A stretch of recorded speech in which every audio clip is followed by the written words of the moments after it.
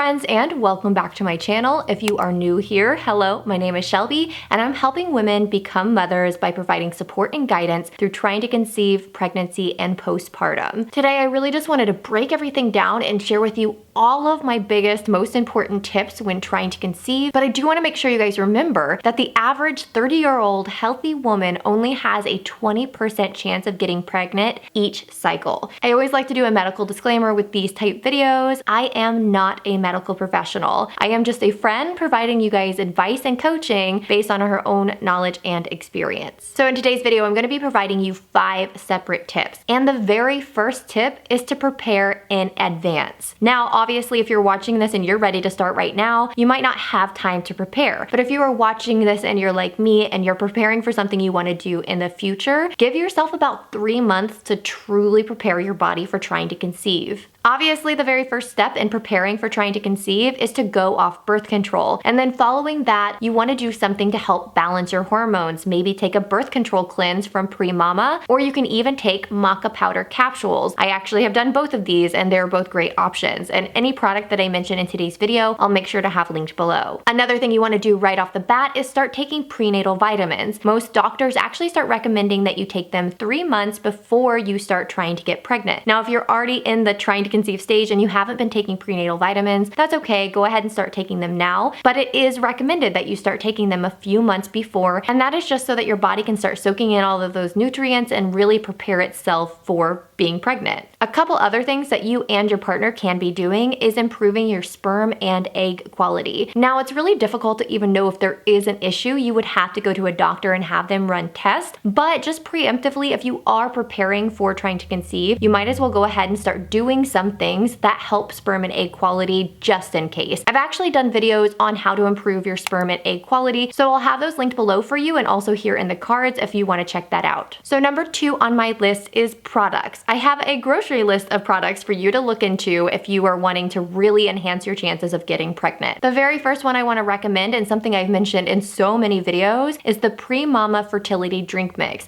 I talk about this product so much. It's something that I truly believe in. Every single time I have used this product, I have gotten pregnant, and the few times that I stopped using it, I didn't. Now, obviously, I can't prove that this product worked or it's for sure gonna get you pregnant, but it definitely can't hurt, and I know a lot of women have used this successfully. Obviously, like I already mentioned before, you need to be taking prenatal vitamins through your trying to conceive journey. Yes, everybody knows that you take them during pregnancy, but I think a lot of women don't know that you're supposed to be taking them while you're trying to get pregnant, and again, even before. Another product I recommend purchasing is a basal thermometer. If you're doing a lot of research on trying to get pregnant, you may have heard of tracking your basal body temperature. This is something that you can check every single morning. The reason there is a thermometer specifically for this tracking method is because it actually tracks in the 1/100th degree, and that is because while you're tracking your temperature, even the slightest change matters. So I definitely recommend picking one of these up if you really want to get pregnant fast. The last product on my list is pre-seed lubricant. Now, if you didn't know, some lubricants are actually not conception friendly. They actually could be hurting your chances of getting pregnant. So if you do use any kind of lubricant, pre-seed lubricant is conception friendly. And on top of that, it's actually known for helping you get pregnant as well because it mimics your fertile cervical mucus. So I definitely recommend this product. I have used it every time as well. Number 3 on my list of getting pregnant fast is tracking ovulation. Of course, this is probably the most important part of getting pregnant, is you need to know when you are most fertile. You do not know how many women I have came across when I ask them what they have been doing to track their ovulation. They just tell me they're using an app, and apps are great and all, but they don't really know you, they don't know your body, and somebody like me, I have extremely irregular periods, and so it's really hard to track ovulation, especially with an app. That is why I recommend using multiple different kinds of tracking methods. I'm actually in process of creating a printable trying to conceive guide and workbook. In this guide, it will include tons of information on tracking ovulation and lots of charts that I'm creating to make it easier for you. So if that's something that you're interested in, I will have an email list below for you guys, and anybody that joins my email list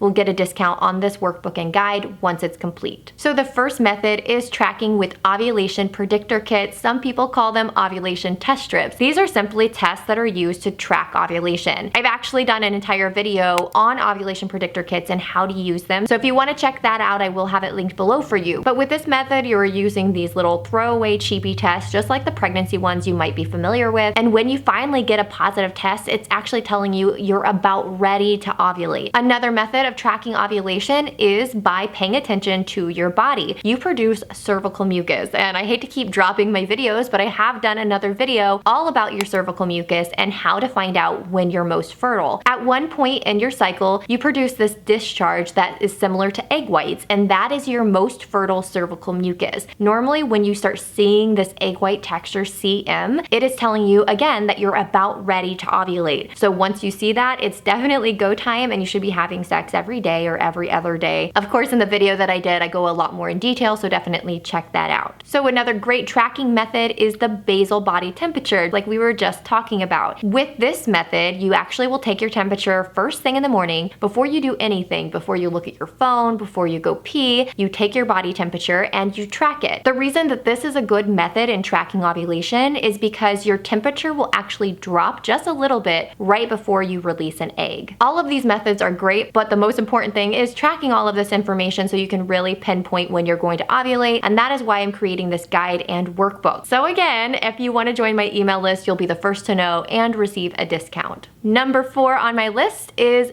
sex. Yeah, obviously having sex is very important in getting pregnant, and there's just a few things I want to mention around this subject. As you learn how to track all of the things we just talked about, you will find that you have a fertile window. Your fertile window is about a 7-day period, which is ending in ovulating. The days leading up to ovulation, there's actually a percentage of you getting pregnant as well, and so you want to be having sex about every other day throughout that fertile window, and then of course once you find out you're about ready to ovulate, then you can have sex every day. Another important thing with sex and trying to conceive is you don't want to immediately get up and go to the bathroom after sex like you might have before trying to get pregnant. You're going to want to lay in bed for about 10 to 15 minutes. If it has to be shorter, that's fine. I know that we have obligations and things to do in life, but if you can help it and you can lay in bed for a 10 to 15 minute period, that is just giving the sperm plenty enough time to make its way to your cervix. Another thing maybe to take note is I know a lot of people talk about putting your legs in the air or doing bicycles, and here's my thing. Why not? If that's something that makes you feel better, it makes you feel like you're doing something, definitely go ahead and do it. Do I believe it actually helps? I don't know. I actually would put my legs up in the air. For the most part, yeah, gravity is obviously on your side if you do that. But when it comes to gravity, I think the most important thing is to lay in bed and not immediately stand up or go to the bathroom. Number 5, you know I had to say it,